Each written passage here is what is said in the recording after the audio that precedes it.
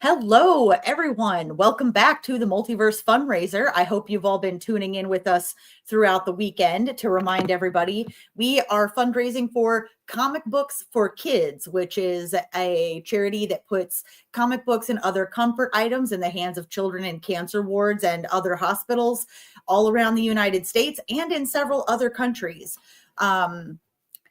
So we are raising money for them this weekend. You can donate by going to facebook.com/the multiverse fundraiser. We're not just raising funds, we're raising fun, F-U-N. So this is the Indie Authors Panel. My name is Crayle. I am an editor, and for the last several years, I have put together panels where I bring in independently published authors, and we talk about their process. This year, we're doing something special. We are covering serialized fiction, which I've decided to title Chapter by Chapter Publishing.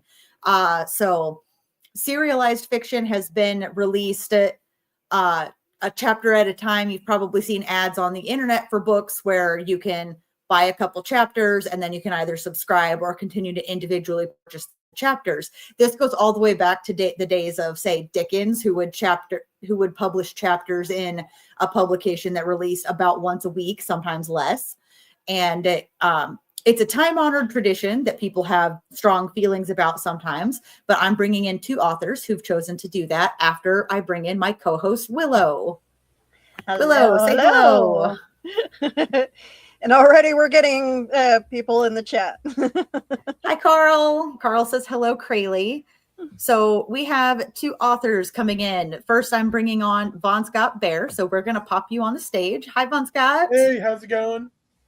Yeah, so I'm not trying to be nepotistic. VonScott is my cousin, but I promise, first of all, don't hold it against him. And second of all, I promise he's worth talking to, not just because, we share some relatives.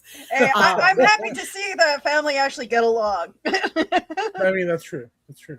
It's true. Our families don't always get along, but we've been good for ever. We're good. All right, VonScott, please tell us what you wrote and which platform you published it on first. So I originally started with, I used to read a lot on a platform called Web Novel, and on there you can actually publish chapters through the app itself. And I decided to start working on there, and at one point I had 400 chapters on there with about 700,000 words total. And then I took a break and I wanted to do a traditional novel style. And so I started working on my book, and I did it through Amazon, through the Kindle Direct Publishing, because it's a free publishing. All you have to pay for is if you want author copies and stuff like that, and so it's an easier way that you can get your book in front of a lot of people without having to pay a lot. All right. Thanks for the introduction. I'm bringing in our second author, whose pen name is G.A. Lane. Hey, I forgot to ask. Can we just call you Gwen in conversation for the purpose? Okay, cool. That's fine. I love to have the pen name on the screen, so if people ever look you up, they find your book. But it was a marketing choice. Yeah. So, all right. This is Gwen, who goes by your G.A. Ghost Lane. Writer with you. We do. The manager, Clover. She likes to hang out here. Hi. Can you say hi? Absolutely not, Mother. We are but peasants beneath her. Oh, for sure. So, hi everyone. I'm Gwen. And I forget the second thing I was I'm sorry. I didn't mean to distract you. What did you write and where did you publish it first? Thank you. So I published the first of a series. The first book is called Abyss, and it is currently published on Royal Road. I picked it because I had initially tried to publish this traditionally, and then I had a child, and that sounded like a lot of work to do, and I just wanted it out there. And after some research, I decided on Royal Road. And so chapter 11 posted today, which makes 11 chapters, plus including a prologue. Wow. Carl Witzman says welcome here to Hello, everyone. Carl. Hi. To everyone. Yeah. All right. So, Gwen, you already started talking about this a little bit. So, the first question I had lined up for us today was, why did you choose serial publishing for your books? And you've both touched on it a little bit, but Gwen, do you want to elaborate a bit? Sure. So I actually have a bit of a publishing background. Some spoilers. Crayle and I were college roommates. And so I went to IU. I graduated with a degree in English. I wanted to go into publishing. A large self-supported publisher was in Bloomington, and I worked there for 5 years. And I got pretty jaded with a lot of self-publishing. So just from being in it. And so I tried really hard for a while to try and find an agent to go the traditional route. And eventually I was just, after getting tons of rejections and also realizing that I had no more time with a newborn at home and a full-time job and like to try and hunt down an agent. And I was like, ultimately, you know what? Self-publishing is fine. Like, it's perfectly fine. My company was rough, but self-publishing is great. I just wanted people to read this story that I spent several years working on. And so ultimately, I gained the courage to finally put it out there, and I published it on Royal Road, and I did that about January, I think. And so I expected to have like maybe a handful of views on each chapter, thinking it would just be friends and family, but I have more views per chapter than I ever expected, which is still only in the some dozens. That is okay, and I'm thrilled with it. Yeah, it's really great. I've read the whole thing because I was also the editor. Y'all, I chose somebody that I knew from college that I edited for, and somebody that was my cousin, not because those are like. And you also edited for me too. Yes, yeah. I didn't know how much you got to use my editing because I got it really close together. I was pregnant when I edited VonScott's second book, so it was really close to his deadline. But serialized fiction, a lot of the authors who publish that way publish under pen names and are a little harder to reach out to unless you're using the comment functions as a subscriber or something like that. So I figured it was better to go with people that I knew in person than people I had paid to get access to. So that's why the favoritism so much for this panel. Not that I'm sure anybody minds, because like I said, Gwen and VonScott have great things to As say. someone who reads a lot of other people's stuff, like indie author stuff, I'm very much interested in knowing what you guys, hearing what you guys have to say. Well, thank you. VonScott, do you want to elaborate some on why the serial format worked for you, didn't work for you, why you chose it? So like I said, I originally started on web novel, and I liked it because it kind of let me work through it as I wanted to. When I got the contract for it, it put a lot more stricter deadlines. I had to do 15. I had to have within a 7-day period, 5 days of putting out a new chapter, at least one chapter per day, and each chapter had to have at least 1,500 words. So it was a very fast process, especially because you have deadlines, and if you don't hit them, they kind of reach out to you and say, hey, you're not holding up your end a little bit. And after putting out so many chapters, which you can always bust through a whole bunch of chapters and have them scheduled and all that, but then you kind of get complacent and then you forget, then you're trying to play catch up again. At one point I was just like, all right, I don't want to be rushed like that. And I had 400 chapters at one point, so I had worked through a lot of stuff, and it was like 6 books if I would have done it normally. And I was like, okay, I just need a break. And then I liked that Kindle, you could just self-publish it. They actually have all the tools to help you right there. It was very, very easy. And like I said, they the way they cut their profits on it's not bad, because you can see as you put your price points how much they make, how much you make, and how much even the printing of the book costs. So you can kind of factor that in, and like knowing the difference between how much like a paperback and a hardback cost, it's very interesting. The amounts.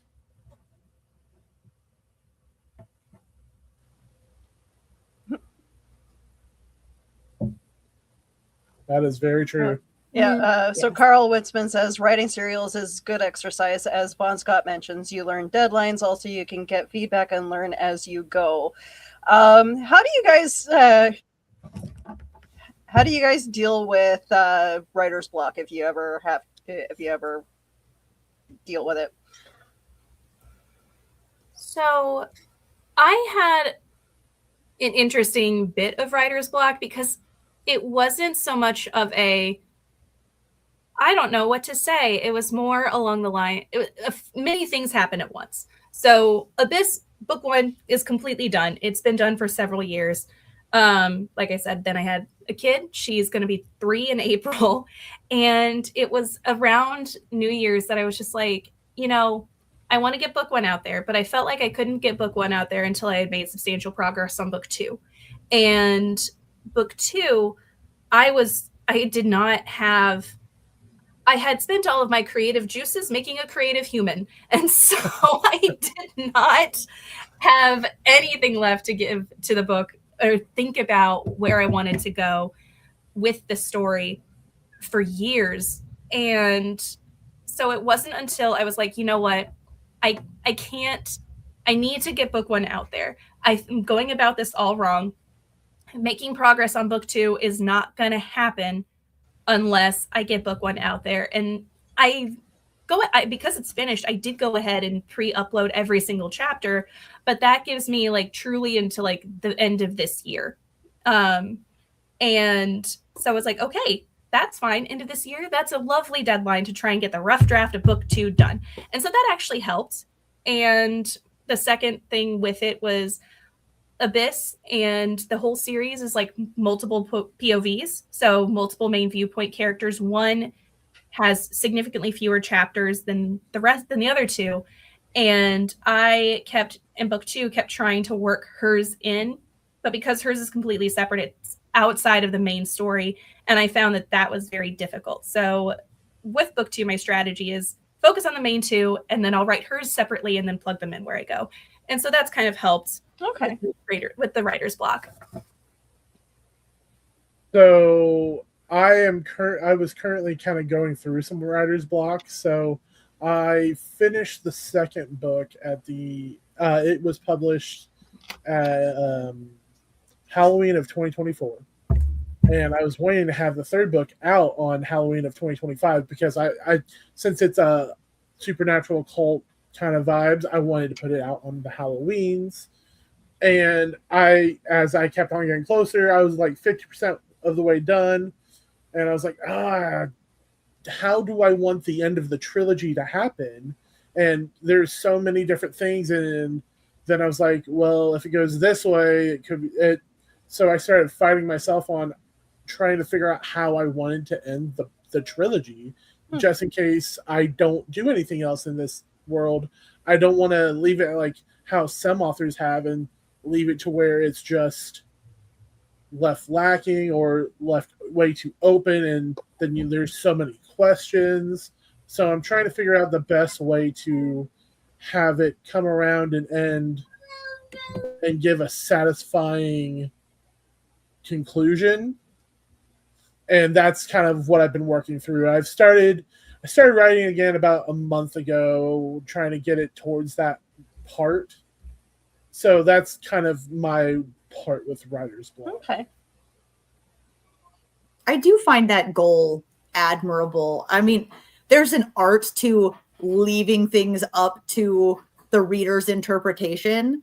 But me personally, and I feel like a lot of other readers personally, don't want to have gone on all the way up to the end where you're like, okay, but I don't really even know why the ending is what the ending is. don't get me wrong, there's an art to it, and some readers like to have tons of room to play around in their own head with what it all meant and why it happened and what happened. But for me, I like the ending to feel like arcs came to a conclusion. So I mean, I think you're setting really good have all your goals. characters have the satisfaction of having their storylines concluded. Yeah, I am struggling right now. I'm working on a short story anthology with 2 other authors that I know, and a lot of times in a short story, you are playing in that art of letting the reader decide, and that's a struggle for me. So, I don't know. We might get that published in 2026, or we might not. I definitely did leave my first 2 books on cliffhangers on very wild, crazy parts, and I've had many comments of, "How could you do this to me? Why did you leave this book off like this?" And it's like, but it makes you want to have the next book. And that's why I don't want to do that with this one, is because I don't want them to be like, what is going on? I want them to be like, it's like the last season of Game of Thrones, it's not what you wanted, and everyone's kind of mad about it. But the seasons that walking up to that, it was just that's kind of how I wanted to end, with that satisfaction. When you guys write, do you guys have like a set plan, like a timeline of what you want the book to be, or do you just let it, like, as you write, do you just let it flow? So I have certain moments in the series that I know I want to hit, but everything in between is kind of a mishmash, and I just kind of let things vibe. And a buddy of mine asked me a few weeks ago, he's like, "Oh, do you make an outline?" And I was like, no, not at all. I try and set a goal for myself of 250 words per day. And I have to remind myself that this is a rough draft. It's not the end. It's not permanent. You can change what you need to. Don't worry about editing as you are writing. Just get your story out there, and then you can go back and make changes. But I also keep a separate document called my scrap pile. So anything that does get deleted gets pasted into there in case I change my mind and want it later. Oh, that's smart. I saw that online once as a tip, and I was like, "Ooh, that's good." So much work. I'll save that. And it has come in handy. I have gone back a couple of times and pulled something because it didn't fit in one spot, but it fit somewhere else. And I was like, sweet. So I don't try to have deadlines in that kind of way. I when I first start building out the outline for the book, if I am working on it, it's like, all right, I kind of want it to have this about here, this about here, this about here, to kind of branch between the main overlying parts of the story. And so it's like, all right, so how do I get from part A to part B to end up at part C? And so I kind of start working through it. And sometimes I found, like, if I'm stuck at one certain spot, I'll think about where that next part is and kind of work my way backwards and be like, all right, I can't figure out how to connect the dots to the labyrinth this way. Let me come around this way to see if I can kind of get it to line up correctly. And that's helped a lot, just because there's some, I mean, I'm trying to set the goal for myself. It's like, I want it to be done on Halloween. So it's like, I know with it by the end of August, I need to have it at least really concrete so that everything can kind of get fine-tuned and finished and all that. So then by the end of September going into October, I can start to kind of put out the teaser stuff and all that and try to do some PR sides of it.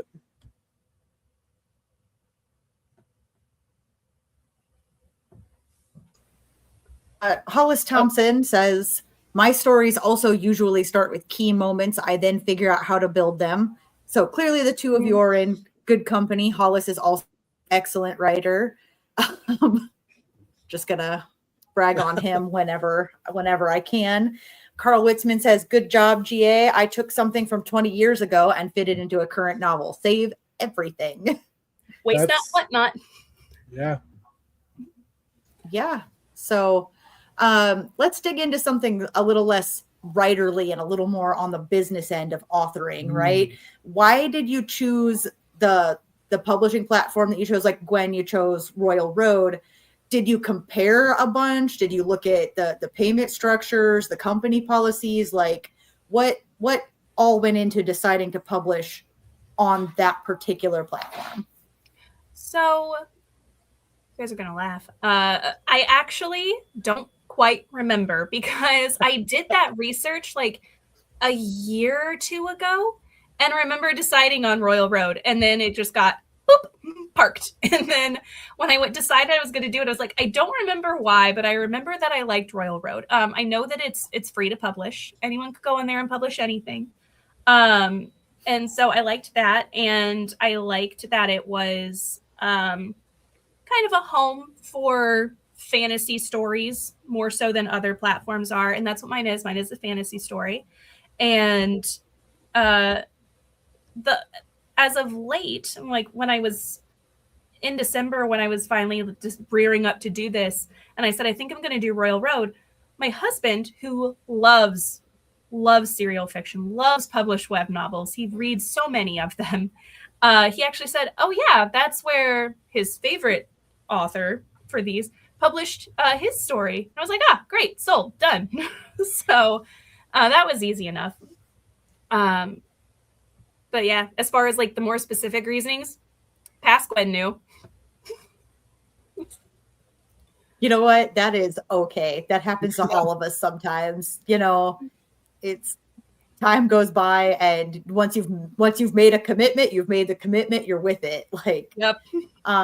VonScott, you said one novel, and have you published places other than one novel serially also before you became available on web novel? I did for the online thing that I did, but the reason why I went with Amazon was because through KDP Direct, you can publish for free and all of that, and not only that, but you can also even enroll it into the Kindle Unlimited program, so then anyone with Kindle Unlimited can see it pop up and they can start reading, and you can actually get stuff from however many pages they read of it. So you can actually see how many pages people have read. So like you can see like, oh yeah, this book has had 8,000 pages read this month, comparably and all that. And so I went that route because Amazon is such a big company and everyone has some type of Amazon device, it seems like nowadays. And when my first book came out, I noticed it on my stepson's Amazon tablet. I was walking by and I saw, because it has like, you know, the ads and everything on the lock screen, my book cover. I went, hold on, how did that pop up there? Because it's not linked to any of my accounts or anything, so it shouldn't have, but it's just one of the new things that popped up and all of that. So you can get that a little bit of some passive recognitions. And also I heard about a different program on there called ACX, and it's a audiobook thing where you can actually find voice actors, and you can make arrangements for either like a royalty deal or whatever, and they'll voice your book and it automatically gets fed right into Amazon, and then you can go on to Audible. So it was a good ecosystem for me to be able to do multiple things and let people choose between if they want to read it digitally on an e-reader, if they wanted to read it in paper, or listen to it. Like my brother-in-law, he was driving back from Florida and was listening to the first book, and then he randomly sent me messages about certain chapters, and I was like, oh my gosh, I forgot you were reading this, because there's a little bit of spiciness in a couple different chapters, and I was like, oh no. So, you know, it was a very interesting time. It is a very surreal experience having loved ones read your story. My husband is reading it. You know, he was with me throughout the whole writing process and the editing process, and I've read the book to him several times, but it's been a few years. And so he's reading it as it uploads onto Royal Road. And a couple weeks ago, he's talking to me about one of my main characters and arguing with me about her traits. And I'm just like, okay. Then eventually he goes, why am I arguing with you? You know, you're the author. And I was like, I wasn't going to say anything, but, and so then he picked it up and he started reading it again. I was like, are you looking for evidence to support your argument? He's like, maybe. So, it was very That's fun. the kind of reader retention you want, though. You want those people to work and engage in that, because I have a friend, his stepdad's sister has messaged me several times, like, hey, why did this happen? When's the next book coming out? And she'll like ask him, hey, you should tell him to put it out. It's like, yes, I appreciate it. Oh yeah, it was really fun, and it would have been so easy just to be like, well, I'm the author, so I know, and just completely shut down that conversation, but that wouldn't have been fun for anybody. And there's the concept of the death of the author, where once you put it out there, it doesn't matter what the author says or thinks. Your interpretation is a completely valid interpretation, which it is, which is why I was wanting to have a discussion about it, but ultimately he agreed with me. so it was fun. I think once it gets out there, some people kind of get like that parasocial attachment to those characters, and they kind of attach them to them in different ways. But that makes your characters living, and that makes them feel alive, and that helps gain that attention and everything like that. So I kind of like it when people go like that. It's like, that's fine. You can think that. The way I interpreted them, some other people might think of them differently. So it's a nice way of making sure it kind of almost stays fresh, because if you leave it like that, you can have different people think of it from different ways. Like with the Harry Potter, some people thought some things about some people certain ways, other people thought about them some other ways. And then there's like that middle gray area where it actually truly kind of goes through. Mm-hmm. So yeah. Yeah, thank you. I have a question from Hollis again. I didn't talk over you, did I, Willow? No. That's what I was going to do. Okay, cool. Do either of you think there is a new market opening up for print serialized fiction, like pulp fiction magazines used to be? I would love to say yes.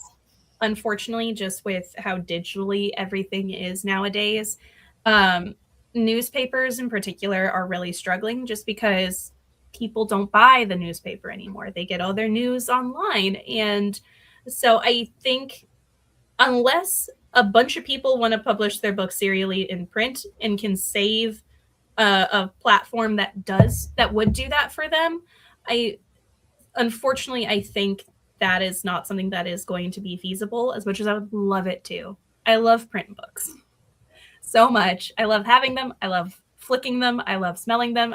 You see, I have a ton back there. That's not even all the bookshelves. There's more over here. But I just don't see a future of publishing them in print, as awesome as that would be. I kind of have to agree. We're all moving so digitally and stuff, and that's kind of like why I kind of try to beat it at two different heads of having the option to do the print or have it digitally. But I mean, just look at everything else. 25 years ago, everyone was grabbing DVDs and VHSs, and now no one knows what a Blockbuster anymore is, and my back hurts every time someone says that. Oh, I know. Thanks, man. To that end, though, there is a trend of books that have been published serially being picked up by traditional publishers and being printed. I mentioned my husband's favorite, A Practical Guide to Evil is his favorite web novel. And within the last couple of years, it got picked up and by a traditional publisher and is available in print, which I think is just so cool for independent authors and people who are publishing their web novels online. Because that was also one of the things that kind of really spurred me on, because I would love to hold a copy of a book in my hands, like of my book. That would be so cool. But, it's not the end goal, but that is like a little star in my sky of possibilities. And so and that's not the only one. Several others have been picked up, and it's just must be Dungeon so cool. Crawler Carl. Mm-hmm. And oh lordy, I don't remember the title of the one Daniel just read, but he he blasted through the whole series because it just got picked up, and he wanted to read it all while it was still free before it got changed too much. Well, that's like solo leveling too. Mm-hmm. Yep. Laura Olympus also. I had meant to for years to read it when it was still a webcomic. And then I didn't get around to it. And thankfully, my grandma very generously bought me like 3 volumes for Christmas one year. But yeah.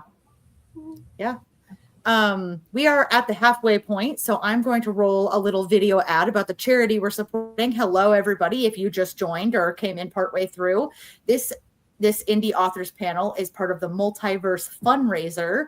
So we're raising funds for kids. You're going to hear all about it in this video that hopefully will play when I click on it. The Multiverse fundraiser is partnering with Comic Books for Kids to raise money for their cause. Their mission is to provide comic books to children in hospitals and cancer centers across the United States, Canada, and the UK. We believe in the importance of providing stories that promote hope and bravery to kids who are facing things that are scarier than any supervillain. And we truly believe in this cause. To donate, you can either go to our Facebook page at www.facebook.com/The Multiverse Fundraiser or directly to comicbooksforkids.org.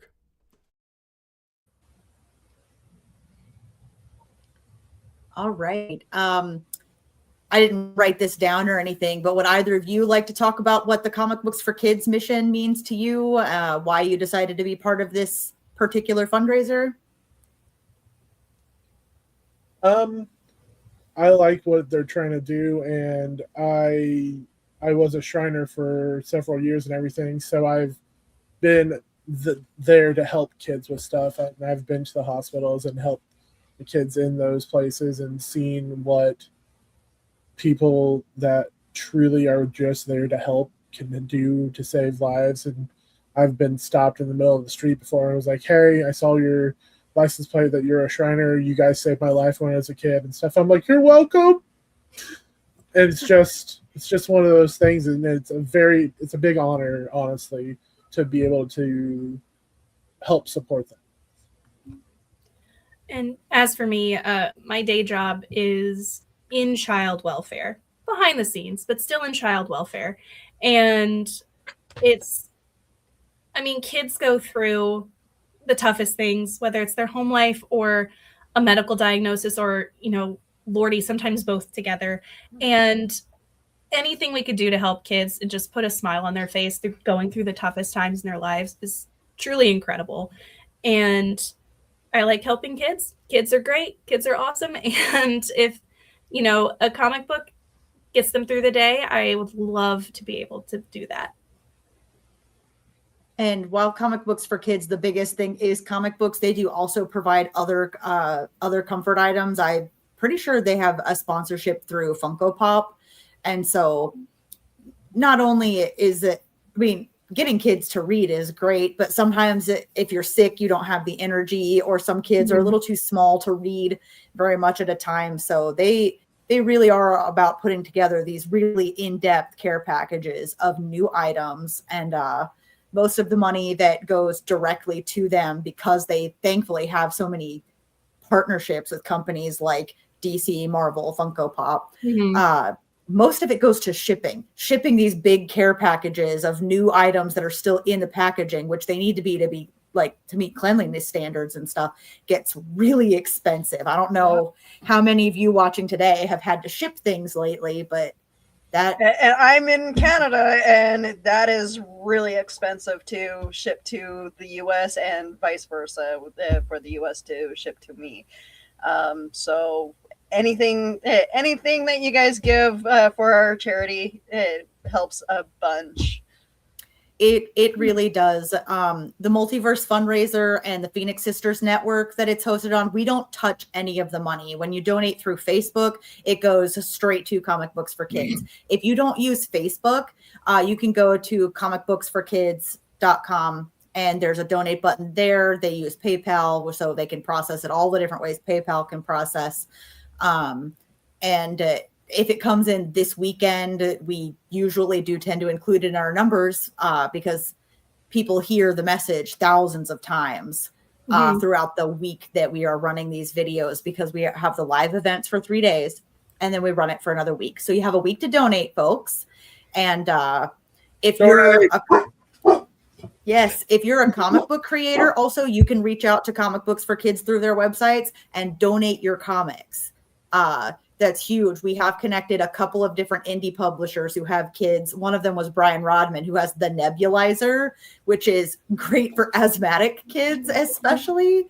And they developed a relationship with Comic Books for Kids. So any way that you can get involved with them, if part of your passion is helping kids who are going through a really hard time, reach out to Comic Books for Kids. They're phenomenal. But to get us back to our indie authors content, what do you guys think are some of the major cons to publishing serially? Are you guys having any things you don't like about it? Any struggles with it? No. So what I'm about to say now, knowing that Gwen was a part of the publishing house and publishing side, is I'm now working child welfare. This is a safe space. Okay, we listen, we don't judge. Gotcha. So I think a major con, for at least for me, when doing self-publishing versus like traditional publishing, is with traditional publishing, it gets thrown out to so many places, and there's so many more people that see it. They push it through so many places, where when you self-publish, it's all grassroots. You have to you put it, what you receive is what you put out. So if you're going to all these different cons with all your books and stuff, like I wish I could do some of that, but I have a family, so I can't go every weekend to different places and everything else. But I try to do my best. And now when you Google my name, the first things that show up are my book stuff, and it kind of gives me imposter syndrome a little bit, because it's like, is this really me? Did I really do this? But at the same time, it's really, really cool that, that's the first thing that comes up now. So I feel doing the self-publishing, you get a stronger grassroots community compared to a more corporate, thrown everywhere, and who, it's like standing in one of those hurricane simulators with all the money. Eventually there's a few people that will grab some of them, but that book can sit on their shelves for years before they ever read it, or that can sit at a publishing house for years before it ever gets published. Mm-hmm. And then they own the rights, and it's not like you can really do anything on your own because that's theirs now. Yep. And that is super frustrating. So I sympathize. As for me, my biggest con at this point, I guess, is specifically the grassroots. I don't really know how to go about it. Mostly, I've just been telling people that I've published a book online on Royal Road.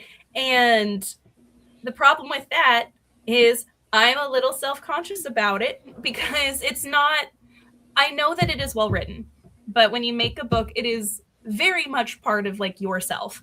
And it's a very it's a very vulnerable part of yourself, because it's like, I've made this, I hope you like it. And they can look at it and go, ew, no. And that's scary. So the biggest hurdle I have to get past as far as promoting my book, because it is published on online, is myself. And so my in-laws are the sweetest people. I haven't even told them that I've published a book yet. I'm just so nervous. So that's the biggest struggle. One thing that you might want to look at, so there's a website called Fiverr, and you can actually have people on there. You can do a lot of that type of marketing stuff, and they can help put it to they're in several different Facebook groups for that. Also finding Facebook groups for that kinds of stuff. You can share your stuff on there. It's a little bit of a grind sometimes, but at least it kind of starts to get out there. Okay, that's good to know. I'll have to look into that for sure. Yeah. Also, if you pay somebody a small one-time fee on Fiverr, they get to go brag on you, and you're not doing it bragging on yourself. Exactly. But I'm going to tell you two and the other authors who listen to this, you have to get over being shy about bragging about yourself on the internet. How you handle things with people you know, that's going to be different regardless of who you are. That works for almost everything. Like I'm the worst when it comes to my podcasting. I am the worst at promoting my own stuff, and whenever I hear myself come up on Spotify, I'm like, oh my god, no. But once you're like putting it out there on the internet, people can only see what you've said. So if anybody's going to be positive about you, it's you. So, you know, pump yourself up. It's okay. People understand when they read a post where you're saying, look how great it is that I wrote this book. That, okay, they either understand that that's not you saying, I'm a self-centered jerk person. You're only talking about your book and how people might want to read it. People who do see people promote themselves and go, what a self-centered jerk. They were never going to buy anything from you anyway. Okay. Yep. If they had seen another person say, hey, I read this book by my friend, it was really great. They're going to go, oh, well, you're just, there are people who are going to always think something negative, but the people out there who do understand where you're coming from, who might be in the audience for your product, can't see it if you don't say it. So I will also say, go to your local bookstores. Talk to them, especially if you have a book coming out. Like for my second book, there's a bookstore in Seymour, and I reached out to them, and I actually had a book signing. And I took 20. Cool. I took 20 in my first books, 20 in my second books, and I sold. It was a 4-hour book signing, and I sold out underneath the first hour. That's awesome. And I didn't know how I felt. Like I was like,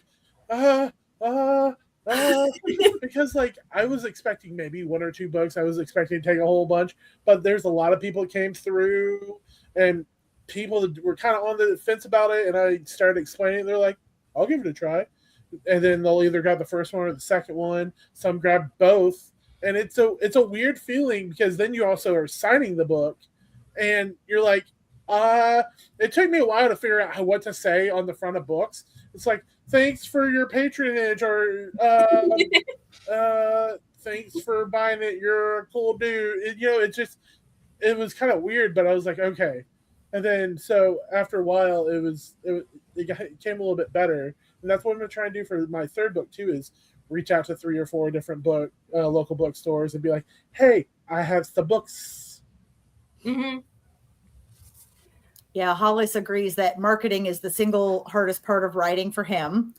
Hollis actually, Kelly and I, since I'm an editor and she's an author, we actually are starting to offer some consulting services for self-published authors, where since Kelly did the self-publishing, she can walk you through a lot of the process and help you do some of that price comparison, understand what your rights are to what you wrote based on which services you use and things like that. And then I have an over decade-long marketing background. I did 7 years in nonprofit marketing and then moved into the private sector. And now I own my own business. We do our marketing in-house.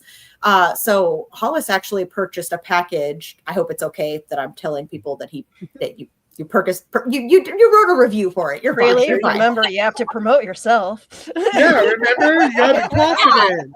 So we haven't finalized them yet, but so I did something like the people on Fiverr would do that VonScott was mentioning, where I put together a set of social media posts that you can mix and match however you want. I helped write 2 different versions of back cover text. A lot of authors really struggle with back cover text, and that's so important to your marketing. Mm-hmm. I can't tell you how many authors close their little printout copy and go, I wrote the whole thing. I just reread it. Why can't I say what my book is about? Sometimes it's easier to have another person do that. So there are packages you can buy. I also wrote a press release that he was going to publish that he could take to local papers so that they could be like, hey, this local professor wrote a book. It's going to be available in these places or whatever. People forget about press releases nowadays, but a lot of online news sources will still just copy paste your whole press release with minimal minimal alterations to what you submitted in your press release. And so then people who do subscribe to the online newspapers or whatever will see local papers want to talk about local people. So that's I made an angle. I made a professional Facebook page, just an author page. That way, whenever I have all that kinds of stuff, I post it on there and then share it. Yeah. So marketing is hard. Marketing yourself is awkward and hard. So the parts of it that you can't afford to outsource, there's no shame in doing that. Most small businesses outsource a lot of their marketing as soon as they can afford to, because it's hard. You want to spend your time making the thing that you're making, not selling it. Yeah. And also it's a different skill set. So some people are struggling in marketing and think my book must be really bad. It's probably not. You probably need marketing help. So whatever small, like find other indie sources you can, find freelancers who can help you, like you probably can't afford a big marketing firm, but there are micro marketing businesses out there. So that's an option always to remember. When we were talking about publishing houses, Carl Witzman says even the publishing houses don't do promotion anymore. So it's all in the lap of the author, no matter which way you go. That's so weird. sad. Yeah, that was So when at that point, what's the point of going the bigger route because then they can put on their book, oh, well, we're a part of this publishing house.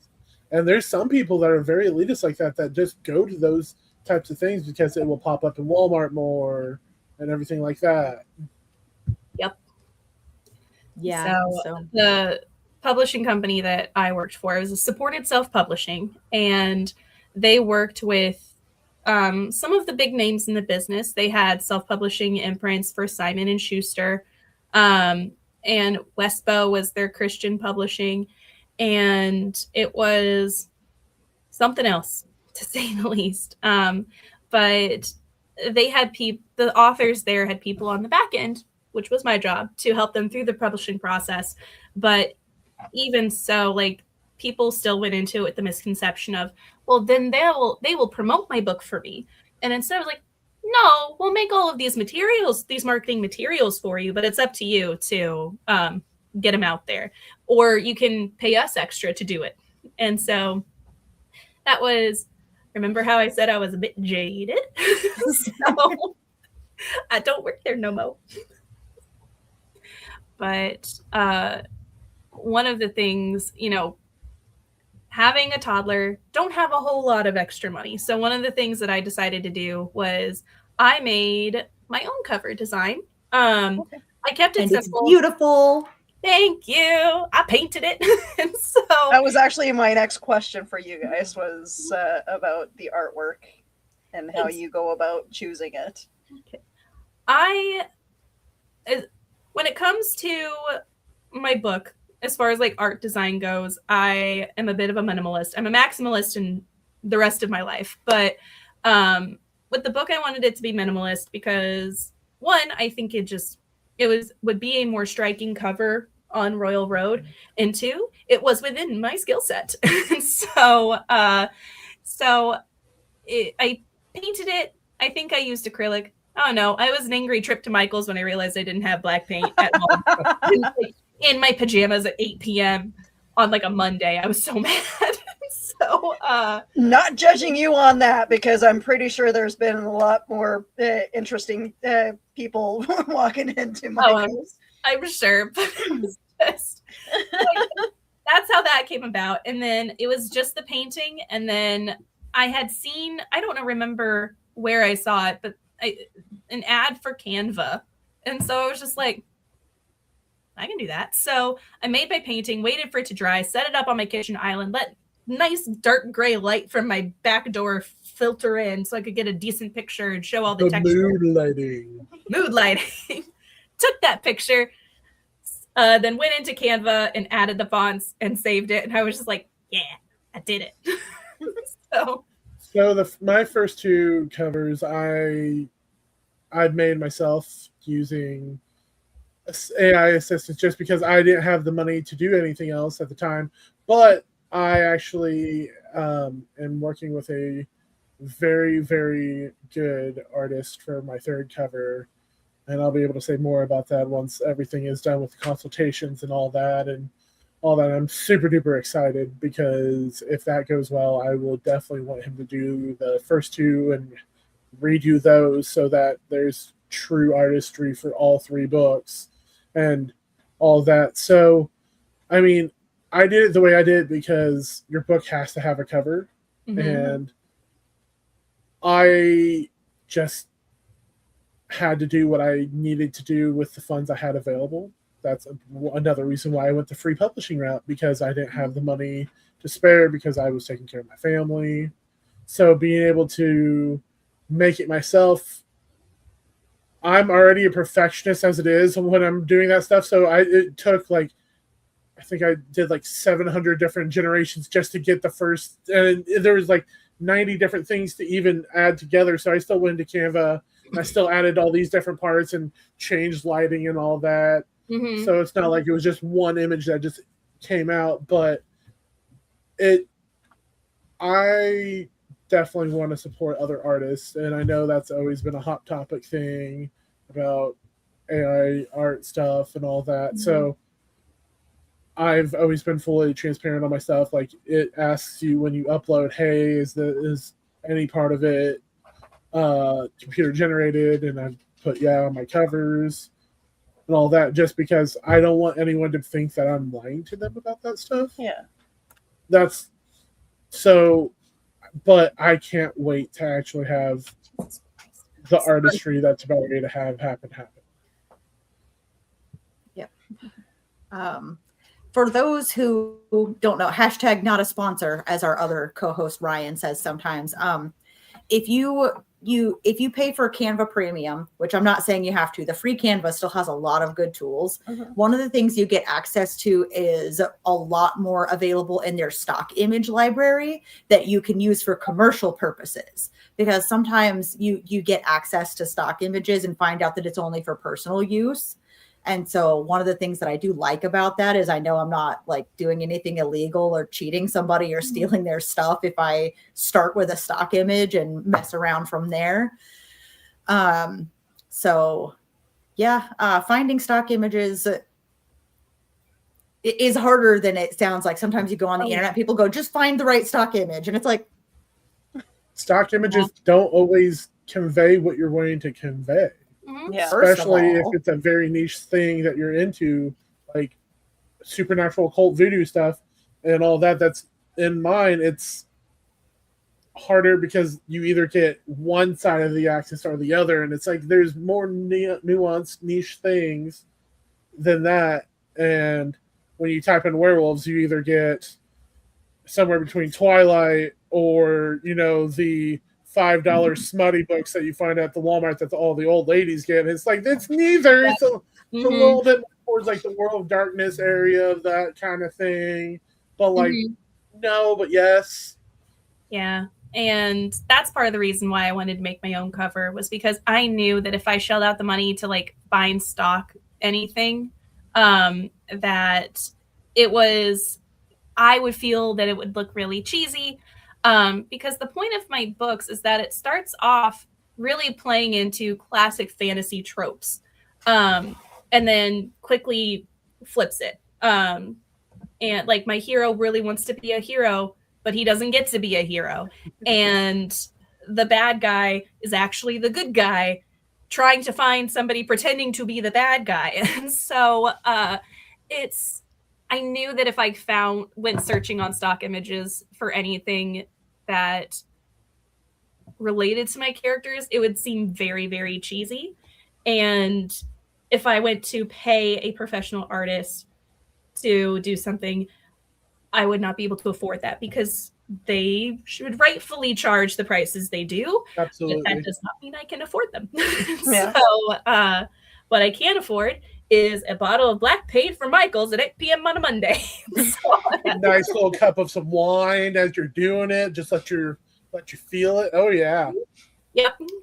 So my husband was playing a video game while I sat on my living room floor and I painted it, and it was great. Yep.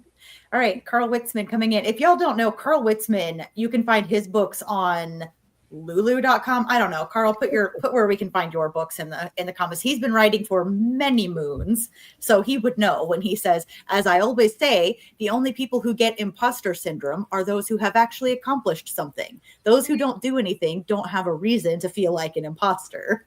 Good advice. So for the writing part, all right, Carl says Lulu is correct. So if you go to lulu.com and look for Carl Witzman, he has a great work that's started out based on true crime, and then he like filled in the holes with his own like murder mystery story. It was cool. It's been on my to be read list forever, but I've heard him talk about it so much. I know it's good, even though I haven't read it yet. That sounds weird to say, but it's on my list, I promise. We only have a few minutes left, so I want you guys to talk about your books. So VonScott, go first. Okay. Tell us about So Veil my of the first Voodoo book is City. called Veil of the Voodoo City, about a guy named Elijah Broussard who gets a call from his aunt Clara that his father is passing away. He doesn't have much time left, and if you want to talk to him, he needs to get back to New Orleans.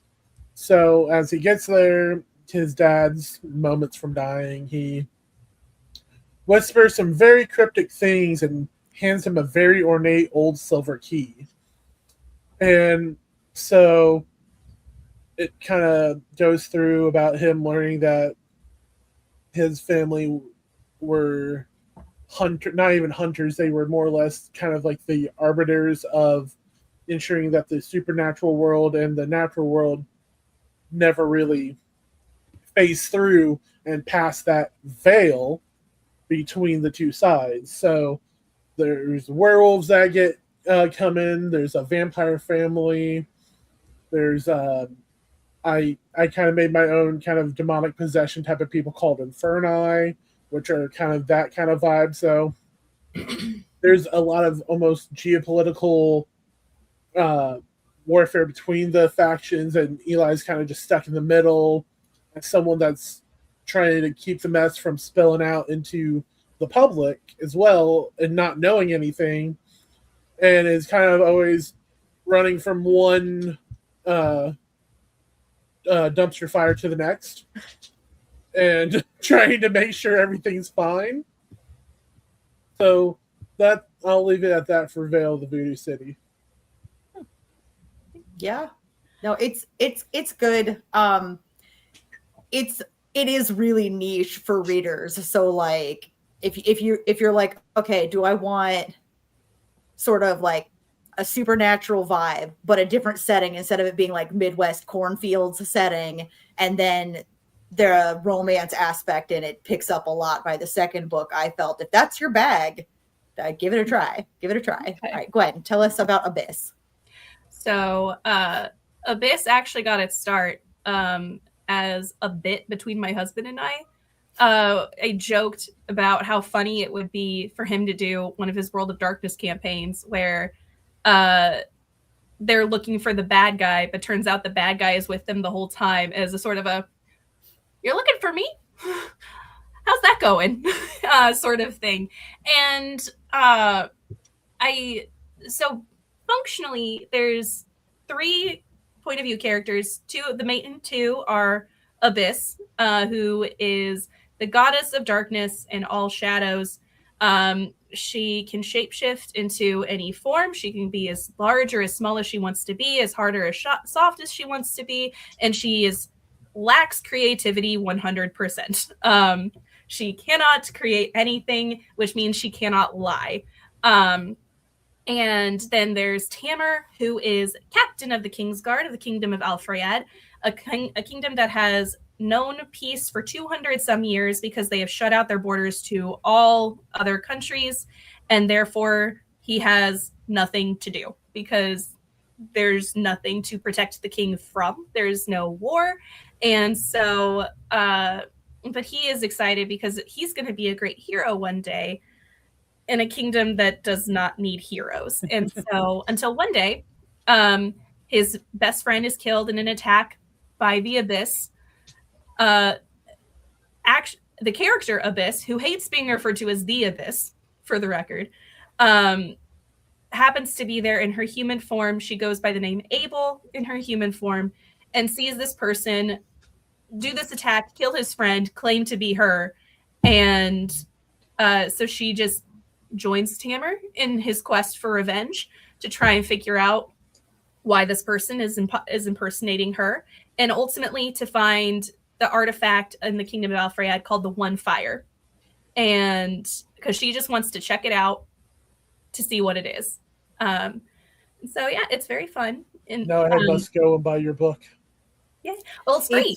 You can read it for free on Royal Road. You can read it for free on Royal Road. So we've got links wherever you're viewing this to get either VonScott or Gwen's work. And also don't forget to donate. I'm going to roll us out here. Thank you both so much for joining us. This was a great conversation. Awesome. Carl said we had a good show. It's not just me saying that.